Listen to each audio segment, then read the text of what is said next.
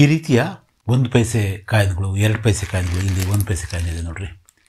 ಈ 1 ಪೈಸೆ ಕಾಯಿನ್ಗಳು, 2 ಪೈಸೆ ಕಾಯಿನ್ಗಳು ನೀವು ನೋಡಿರ್ತೀರ. ಇನ್ನು 3 ಪೈಸೆ ಕಾಯಿನ್ ಕೂಡ ನೀವು ಇಲ್ಲಿ ಇದೆ ನೋಡಿರಿ, 3 ಪೈಸೆ ಕಾಯಿನ್ಗಳಿವು. ಈ 3 ಪೈಸೆ ಕಾಯಿನ್ಗಳು ಕೂಡ ನೀವು ಗಮನಿಸಿರ್ತೀರ. ಈ ರೀತಿಯ ಕಾಯಿನ್ಗಳಲ್ಲಿ ಅಪರೂಪದ ಕಾಯಿನ್ ಯಾವುದು ಅಂದರೆ ನಾವು ಮುಖ್ಯವಾಗಿ 2 ಪೈಸೆಯ ಕಾಯಿನ್ಗಳನ್ನು ನಾವು ಗುರುತಿಸಬಹುದು. ಮುಖ್ಯವಾಗಿ ಇದು 73ರ ಕಾಯಿನ್. ಇಲ್ಲಿ ಸ್ಟಾರ್ಮೆಂಟ್ ಮಾರ್ಕ್ ಇದೆ ನೋಡಿರಿ, ಹೈದರಾಬಾದ್ನ ಕಾಯಿನ್ ಅಂತ ನಾವು ಗುರುತಿಸ್ಬೋದು. ಈ ಕಾಯಿನ್ಗಳು ಮುಖ್ಯವಾಗಿ ಬಾಂಬೆ, ಕಲ್ಕತ್ತಾ ಮತ್ತು ಹೈದರಾಬಾದ್ನ ಮಿಂಟ್ಗಳಿಂದ ಮಿಂಟಾಗಿದ್ವು ಆಗಿನ ಕಾಲಕ್ಕೆ. ಈ ರೀತಿಯ ಕಾಯಿನ್ ಅಲ್ಯೂಮಿನಿಯಂ ಮೆಗ್ನೀಷಿಯಂನ ಕಾಯಿನ್ಗಳು 1965ರಿಂದ ಸತತ 15 ವರ್ಷ ಅಂದರೆ 1979ರವರೆಗೆ ಈ ಕಾಯಿನ್ಗಳು ಚಲಾವಣೆಯಲ್ಲಿದ್ದವು. ಅದರ ನಂತರ ಕೂಡ ಚಲಾವಣೆಯಲ್ಲಿದ್ದವು. ಬಟ್ ನಮಗೆ ನೆನಪು ಬಂದಾಗ ಈ ಕಾಯಿನ್ಗಳನ್ನ ಯಾರೂ ತಗೊಳ್ತಾ ಇರಲಿಲ್ಲ. ಬಹುಶಃ ಅಲ್ಲಿಗೆ ಕಿರಾಣಿ ವ್ಯಾಪಾರಸ್ಥರೇ ಇದನ್ನು ಬಹುಶಃ ನಿಲ್ಲಿಸ್ಬಿಟ್ಟಿದ್ರು. ಈ ಕಾಯಿನ್ಗಳನ್ನ ಕೊಳ್ಳೋದು ಮತ್ತು ತಗೊಳ್ಳೋದು ಯಾವುದೇ ಇದ್ರೂ ಕೂಡ 5 ಪೈಸೆಯಿಂದ 10 ಪೈಸೆಯಿಂದ 4 ಆಣೆಯಿಂದ 8 ಆಣೆಯಿಂದ ಆರಂಭವಾಗ್ತಾಯಿದ್ವು ಈ ಕಾಯಿನ್ಗಳು. ಇದು ಮೊದಲ ಕಾಯಿನ್ ನೋಡಿರಿ, 1965ರಲ್ಲಿ ಬಂದಂತಹ ಬಾಂಬೆ ಮಿಂಟ್ನ ಕಾಯಿನ್. ಆ ವರ್ಷ ಬಾಂಬೆ ಮತ್ತು ಕಲ್ಕತ್ತಾ ಇವೆರಡರಿಂದ ಮಾತ್ರ ಕಾಯಿನ್ಗಳು ಮಿಂಟಾಗಿದ್ದವು. ಏನಪ್ಪ ಅಂದರೆ ಇದು ಅಲ್ಯೂಮಿನಿಯಂ ಮೆಗ್ನೀಷಿಯಂನ ಕಾಯಿನ್ ಆಗಿರೋದ್ರಿಂದ 1 ಗ್ರಾಮ್ನ ಈ ಕಾಯಿನ್ 20 mm ಇರುತ್ತೆ. ತುಂಬ ಬೇಗ ಏನಾಗುತ್ತೆ, ಈ ಗಾಳಿಯ ಸಂಪರ್ಕಕ್ಕೆ ಬಂದು ಗಾಳಿಯಲ್ಲಿ ಇರ್ತಕ್ಕಂಥ ತೇವಾಂಶಕ್ಕೆ ಬಂದು ಈ ರೀತಿ ಹಾಳಾಗೋವಂಥ ಚಾನ್ಸಸ್ ಇರುತ್ತೆ. ನಾವು ಈ ಕಾಯಿನ್ಗಳನ್ನು ಈ ರೀತಿಯ ಒಳ್ಳೆಯ ಕಾಯಿನ್ಗಳ ಜೊತೆಗೆ ಇಟ್ಟರೆ ಈ ಚೆನ್ನಾಗಿರ್ತಕ್ಕಂಥ ಕಾಯಿನ್ಗಳು ಕೂಡ ಏನಾಗ್ತವೆ, ಈ ರೀತಿ ಒಂಥರ ರಸ್ಟ್ ಹಿಡಿದು ಅಂದರೆ ಒಂದು ರೀತಿಯಲ್ಲಿ ತುಕ್ಕು ಹಿಡಿದು ಈ ಕಾಯಿನ್ ಹಾಳಾಗುತ್ತೆ. ಇದು ಯಾವ ಕೆಲಸಕ್ಕೂ ಬಾರದೇ ಇರತಕ್ಕಂಥ 2 ಪೈಸೆಯ ಕಾಯಿನು. ಇದನ್ನು ನಾವೇನು ಮಾಡಬೇಕಾಗುತ್ತೆ, ತೆಗೆದು ಪಕ್ಕಕ್ಕಿರಿಸಬೇಕು. ಈ ಕಾಯಿನ್ಗಳ ಜೊತೆಗೆ ಇದನ್ನು ಸೇರಿಸಬಾರ್ದು. ಯಾಕೆ ಸೇರಿಸಬಾರ್ದು ಅಂದರೆ ನಾನು ಹೇಳಿದೆ, ಅದಕ್ಕಾಗಿರ್ತಕ್ಕಂಥ ರಷ್ಟು, ಅದಕ್ಕಾಗಿರ್ತಕ್ಕಂಥ ತೇವಾಂಶದಿಂದ ಈ ರೀತಿಯ ಈ ಗ್ರೇಡ್ನ ಕಾಯಿನ್ಗಳು ಸಿಗ್ತಕ್ಕಂಥದ್ದು ತುಂಬ ಅಪರೂಪ. ಈಗಾಗಲೇ 50 ವರ್ಷಕ್ಕಿಂತ ಹೆಚ್ಚು, 60 ವರ್ಷದ ಹಿಂದೆ ಚಲಾವಣೆಯಲ್ಲಿರ್ತಕ್ಕಂಥ ಈ ನಾಣ್ಯಗಳು ಅವು ಒಂದು ಕಾರಣಕ್ಕೆ ಇನ್ನೂ ಉಳ್ಕೊಂಡು ಬಂದಿದ್ದಾವೆ. ಈ ರೀತಿಯ ಕಾಯಿನ್ಗಳನ್ನ ನಾವು ಸ್ವಲ್ಪ ಅಪರೂಪವಾಗಿ, ಸ್ವಲ್ಪ ಚೆನ್ನಾಗಿ ನಾವು ಇವನ್ನ ಕಾಪಾಡಬೇಕಾಗುತ್ತೆ. ಹೇಗೆ ಕಾಪಾಡಬೇಕಾಗುತ್ತೆ ಅಂದರೆ ಈ ರೀತಿಯ ಪೌಚ್ಗಳಲ್ಲಿಟ್ಟು ನಾವು ಇವನ್ನ ಕಾಪಾಡಬೇಕಾಗುತ್ತೆ. ಈ ಕಾಯಿನ್ಗಳು ಇದು ನೋಡಿರಿ 1969ರ ಬಾಂಬೆ ಮಿಂಟ್ನ ಕಾಯಿನ್. ಇದನ್ನು ಓಪನ್ ಮಾಡಿ ತೋರಿಸ್ತೀನಿ. ಇಲ್ಲೊಂದು ಕಾಯಿನ್ ಇದೆ, ಇಲ್ಲಿ ಕಾಣಿಸ್ತಾ ಇದೆ ಅಲ್ವಾ. ಈ 2 ಪೈಸೆಯ ಕಾಯಿನು ತುಂಬ ಅಪರೂಪದ ಕಾಯಿನು. ಎಷ್ಟು ಅಪರೂಪ ಅಂದರೆ ಈಗ ಫೈನ್ ಕಂಡೀಷನಲ್ಲೇ ಇದರ ಬೆಲೆ 250 ರೂಪಾಯಿಂದ ಆರಂಭವಾಗಿಬಿಟ್ಟು 2000 ರೂಪಾಯಿವರೆಗೂ UNC ಕಂಡೀಷನ್ ಅಂದರೆ ಹತ್ತಿರ ಈ ರೀತಿಯ ಕಂಡೀಷನ್ ಇದ್ದಿದ್ದರೆ ಈ ಕಾಯಿನು 2000 ರೂಪಾಯಿವರೆಗೂ ಇದರ ಬೆಲೆ ಇದೆ. ಮತ್ತು ದಿನಕ್ಕೂ 1 ವರ್ಷದ ಹಿಂದೆ UNC ಕಂಡೀಷನ್ನ ಕಾಯಿನು 1000 ರೂಪಾಯಿ ಅಂತ ಇದ್ದಂತಹ ಬುಕ್ ಪ್ರೈಸು ಇವತ್ತು 2000 ರೂಪಾಯಿ ಆಗಿದೆ. ಅಂದರೆ ಪೈಸೆಗೊಂದು 1000 ರೂಪಾಯಿ ಲೆಕ್ಕ, ಪೈಸೆಗೊಂದು 1000 ರೂಪಾಯಿಯ ಲೆಕ್ಕ. 1969ರ ನೀವು ಮಿಂಟ್ ಮಾರ್ಕ್, ಇಲ್ಲಿ ಡೈಮಂಡ್ ಮಿಂಟ್ ಮಾರ್ಕ್ ಕಾಣಿಸ್ತಾ ಇದೆ ನಿಮಗೆ. ಆ ಮಿಂಟ್ ಮಾರ್ಕ್ನ ನೋಡದೇ ಇದ್ರೂ ಪರವಾಗಿಲ್ಲ, ಯಾಕಂದರೆ ಅದು 1969 ಆಗಿದ್ದರೆ ಇದೇ ಮಿಂಟ್ ಮಾರ್ಕ್ ಇರ್ತಕ್ಕಂಥದ್ದು. ಯಾಕಂದರೆ ಸಿಂಗಲ್ ಮಿಂಟಿಂದ ಮಿಂಟ್ ಆಗಿರ್ತಕ್ಕಂತಹ ಕಾಯಿನ್ ಇದು. ಇದರ ಹೊರತಾಗಿ 1975ರ ಕಾಯಿನು ಮತ್ತು ಕೊನೆ ಕಾಯಿನು 1979ರ ಕಾಯಿನು. 69 ನೆನಪಿಟ್ಕೋಬೇಕು, 75 ನೆನಪಿಟ್ಕೋಬೇಕು, ಹಾಗೆ 1979 ಈ ಮೂರನ್ನು ಕೂಡ ನೀವು ನೆನ್ಪಿಟ್ಕೋಬೇಕು. 79ರ ಕಾಯಿನು ಹೈದರಾಬಾದ್ನಿಂದ ಬಂದಿರತಕ್ಕಂಥ ಸಿಂಗಲ್ ಮಿಂಟ್ ಕಾಯಿನು. ಮತ್ತು ನೀವು ನೆನ್ಪಿಟ್ಕೋಬೇಕಾದ್ರೆ 75ರ ಕಾಯಿನ್ನ ನೀವು ಕಲ್ಕತ್ತಾ ಮಿಂಟ್ ಅಂದರೆ ಯಾವ ಮಿಂಟ್ ಮಾರ್ಕ್ ಕೂಡ ಇಲ್ಲಿ ಇಸ್ವಿಯ ಕೆಳಗಡೆ ಯಾವ ಮಿಂಟ್ ಮಾರ್ಕ್ ಕೂಡ ಇರಲ್ಲ. ಆ ರೀತಿಯ ಮಿಂಟ್ ಮಾರ್ಕ್ ಇರ್ತಕ್ಕಂಥ ಕಾಯಿನ್ನ ನೀವು ಇದು ಮಾಡಬೇಕು. ಪ್ರತಿ ಸಲನೂ ಕೂಡ 1 ಅಥವಾ 2 ಮಿಂಟ್ಗಳಿಂದ ಮಾತ್ರ ಮಿಂಟ್ ಆಗಿರ್ತಕ್ಕಂಥದ್ದು.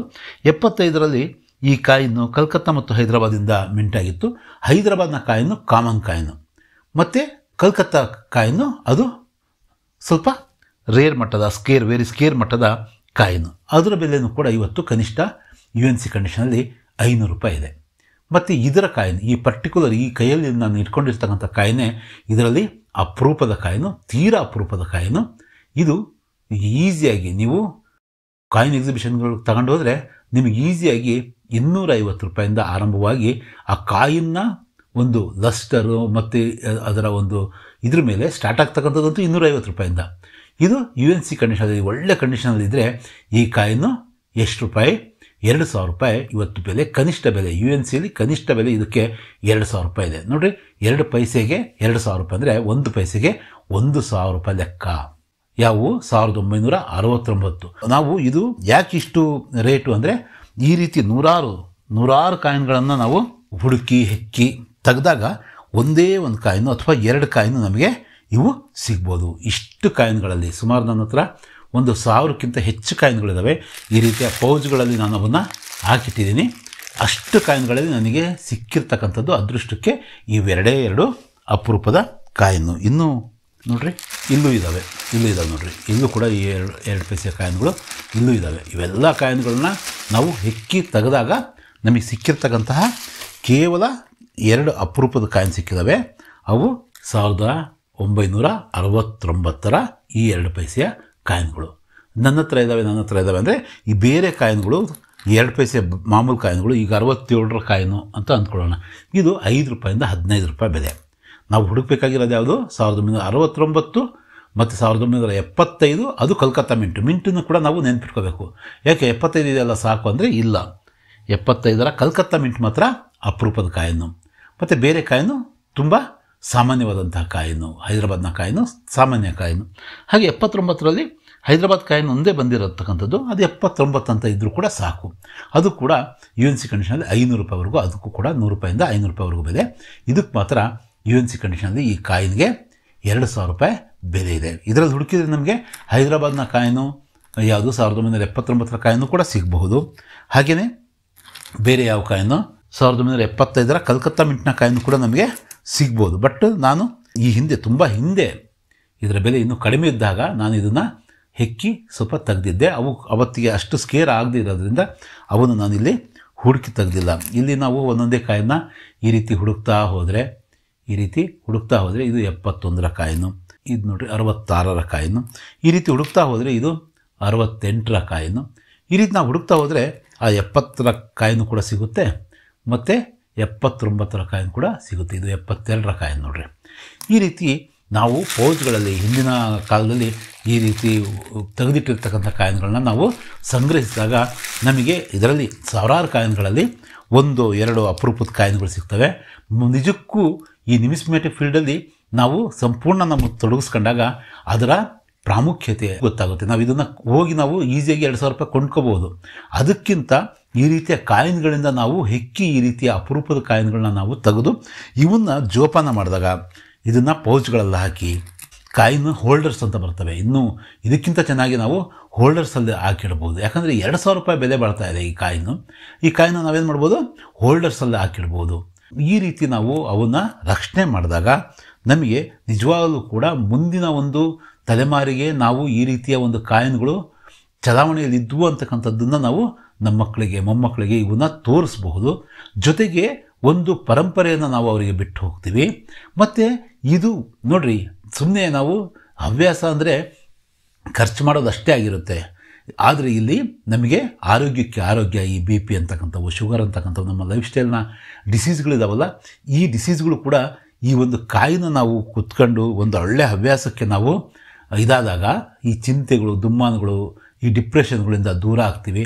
ಮತ್ತು ಈ ರೀತಿಯ ಒಂದು ಒಳ್ಳೆಯ ಹವ್ಯಾಸಕ್ಕೆ ನಮ್ಮನ್ನು ನಾವು ತೆರೆದುಕೊಳ್ತೀವಿ. ಯಾವುದೋ ಒಂದು ನೂರಾರು ಕಾಯಿನ್ಗಳಲ್ಲಿ, ಸಾವಿರಾರು ಕಾಯಿನ್ಗಳಲ್ಲಿ 1-2 ಕಾಯಿನ್ ನನಗೆ ಬೇಕಾದಂಥ ಈ ರೀತಿಯ ಅಪರೂಪದ ಕಾಯಿನ್ ಸಿಕ್ಕಾಗ ಅದು ಆಗೋ ಖುಷಿನೇ ಬೇರೆ. ಈ ರೀತಿಯ ಅಪರೂಪದ ಕಾಯಿನ್ಗಳನ್ನು ನೀವು ಕೂಡ ಸಂಗ್ರಹಿಸಿ.